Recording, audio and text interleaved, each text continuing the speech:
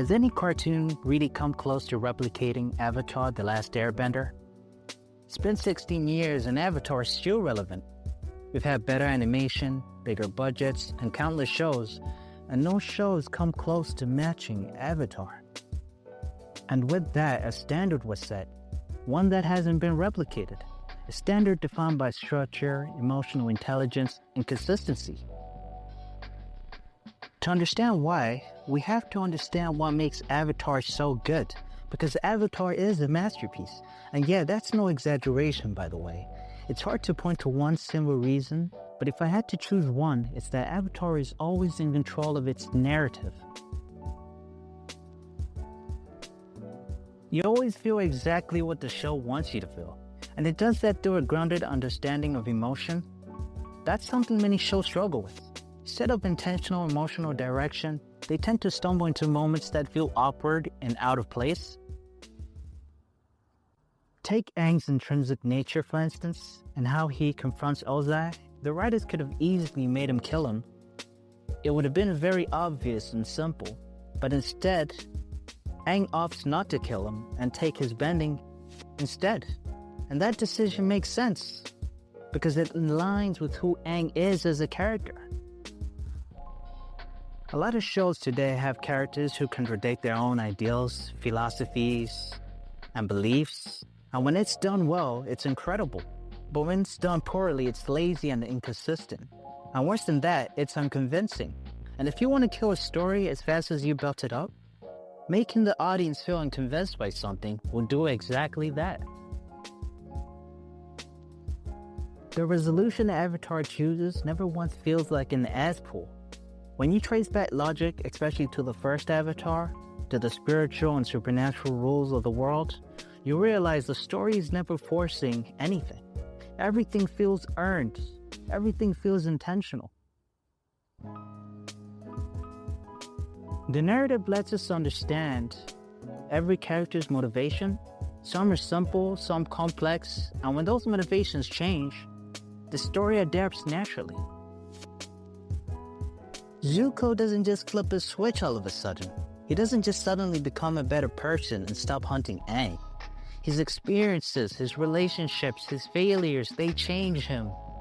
That kind of gradual transformation is something a lot of modern day shows struggle with. Who Zuko becomes afterwards is nothing short of remarkable. That only works because the show places real trust in its character's intelligence. And that trust doesn't just stop at its characters, it extends to the world itself. The world building in Avatar is genuinely incredible. From the four nations, the architecture, the landscapes, the clothing, the people, everything feels distinct. Even the power system. Because of this foundation, the show can lean into its more fantastical elements like the spirit world without ever breaking immersion.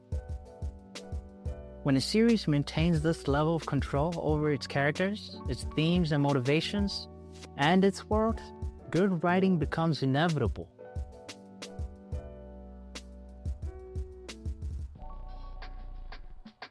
Avatar's success is a blueprint, one other animated shows could learn from, but often choose to ignore, or simply just can't replicate. A lot of that comes from being afraid to take risks though, and not knowing how to control the narrative. So creators default to safer and formulaic approaches. Another thing Avatar does better than most is, it doesn't treat its audience like children. It trusts us. Where other shows see risks, Avatar sees opportunity. It never once tells us what to think or how to feel. It doesn't ask us to agree with Katara's decisions or Aang's philosophy. It lets us decide for ourselves. And because of that, it's a show we can return to as adults and still connect with. A lot of shows don't age that way. And with that, Avatar makes us believe in its characters. The emotional investment is intentional. There is almost no throwaway character. We care about Aang, Katara, Sokka, Toph, Zuko. Hell, we even care about the cabbage guy.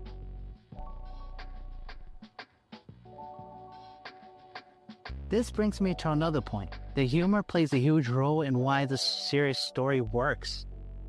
It just knows how not to take itself too seriously. I mean, Sokka drinking cactus juice will always be funny, and it never feels like a distraction to the bigger points of the story.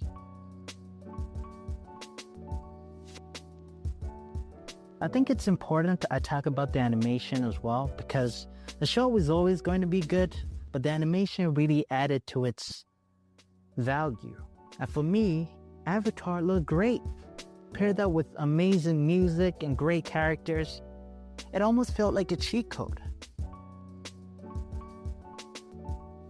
And with that, we probably won't be getting anything that truly replicates what Avatar is or was. And honestly, that's okay.